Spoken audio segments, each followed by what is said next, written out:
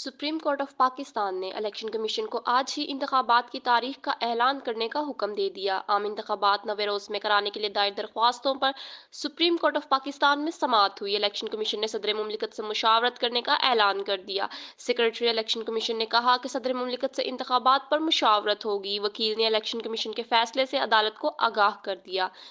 Chief justice ने remarks देते हुए कहा कि अगर वो आपको ना भी बुलाएं फिर भी आप उनका दरवाज़ा खटखटा दें। वकील इलेक्शन कमीशन ने कहा कि इलेक्शन कमीशन सदर मुमलिकत से मुशावरत करेगा।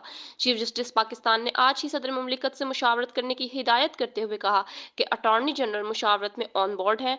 अटॉर्नी जनरल साहब, आप सदर से इलेक्शन कमीशन की मुलाकात तय करवाएं। सदर मुमलिकत को गुज़िश्ता समाअत का कोर्ट ऑर्डर दिखाएं। अदालत सिर्फ इस मसले का हल चाहती है।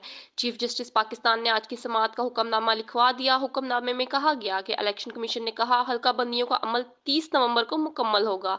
चीफ जस्टिस ने समाअत के दौरान रिमार्क्स में कहा कि इलेक्शन कमीशन सदर मुमलिकत से आम इंतखाबात की तारीख से मुतल्लिक मुशावरत करे। हम इंतखाबात की तारीख नहीं बदलने देंगे। चीफ जस्टिस के इस्तफसार पर पीटीआई के वकील अली जफर ने कहा कि इंतखाबात की तारीख मखसूस की जाए जो पत्थर पर लकीर हो। पीपल्स पार्टी के वकील फारूक नाइक ने मौक़िफ़ देते हुए कहा कि उन्हें सदर मुमलिकत से इलेक्शन की तारीख से मुतल्लिक मुशावरत पर कोई एतराज़ नहीं। इस पर चीफ जस्टिस ने रिमार्क्स में कहा कि देखें, हमने तहरीक इंसाफ और पीपल्स पार्टी को इकट्ठा कर दिया। कल को ये सुर्खी ना लगी हो कि इन दोनों पार्टियों में इत्तेहाद हो गया।